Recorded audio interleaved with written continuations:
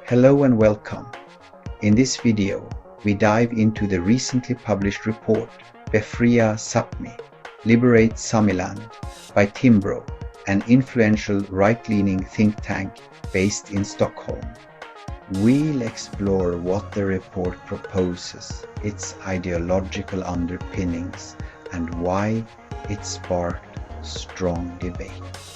Timbro, based in Stockholm, is known for advocating free markets, individual freedom, and open societies. It's generally described as a center-right, economically liberal think tank, often influential in shaping policy debates in Sweden. The report Liberate Samiland, authored by Adam Danieli, is to be launched at an event in Stockholm on August 19, 2025 at 18:00 CEST.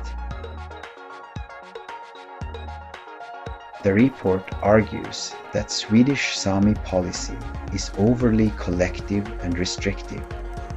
It proposes sweeping liberalization, dismantling Sametinget, the Sami parliament, privatizing land, removing rain, herding monopolies, and scaling back protections under conventions like ILO 169.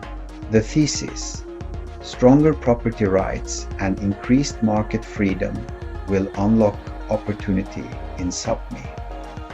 The report frames Sami cultural and institutional structures as corporal constraints in loosening, lock-in, förmynderi, paternalism, and Gothic arbitrariness, contrasted with market forces deemed liberating.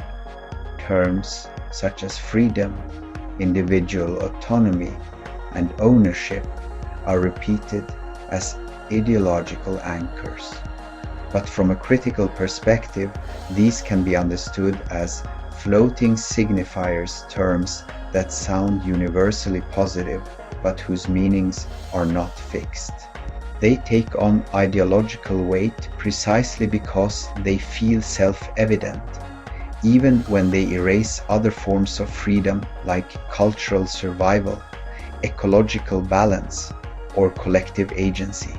By deploying such terms as if they are ideologically neutral, the report masks its liberal economic agenda beneath a veil of rhetorical common sense. There's almost no mention of the historical trajectory of Sami rights colonialism, assimilation, language bans, or the North states' historical marginalization. It frames today's institutions like the Swedish Sami parliament as bureaucratic anomalies, rather than corrective mechanisms in response to centuries of injustice. Moreover, the report avoids citing key scholars such as Mattias Oren, whose work on international indigenous law, ILO 169, and UNDRIP is foundational. This omission diminishes the report's credibility in legal scholarship. A similar rhetorical strategy is to ask, if the Swedish Sami parliament is portrayed as undemocratic or arbitrary, why not also abolish the Swedish parliament, Riksdagen? Both are representative bodies, but the Riksdag's legitimacy is taken for granted, while the Sami parliament is questioned. This highlights a structural inconsistency. Sami self-governance is treated as exceptional rather than a necessary constitutional form of representation. The report advocates rättssäkerhet, rule of law, as clarity for market actors, but this narrowly equates legal certainty with deregulation. Traditional Sami legal forms, oral tradition, collective rights, communal land use are portrayed as vague deviations from the market norm. This risks sidelining substantive justice for formal simplicity. One key term in the report is fjällvärlden, the mountainous region of northern Sweden, much of it public land.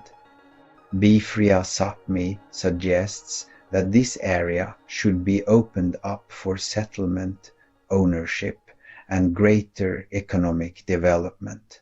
But strikingly, it does not consider what would be lost. Timbro does no mention of ecological impact, cultural disruption, or traditional land use patterns. The mountain world is treated not as a living landscape, but as undeveloped space ready to be redistributed through property titles. Sami uses of the land, including sacred sites and seasonal routes, are rendered invisible. This is a rhetorical shift from landscape to market, and once nature is framed only in economic terms, neither its ecological value nor its cultural depth remain part of the discussion. The report calls for sweeping liberal reforms in Sami policy privatization, institutional dismantling. It uses freedom-oriented rhetoric, but omits Sami history, legal scholarship, and structural reasoning. Sweden has long portrayed itself as a champion of human rights and legal equality. But when it comes to indigenous rights, the record is far more ambivalent. International observers, including UN bodies and indigenous legal scholars, have repeatedly criticized Sweden for failing to implement ILO Convention No. 169, for lagging behind on land restitution, and for limiting Sami self-determination through structural and legal ambiguity.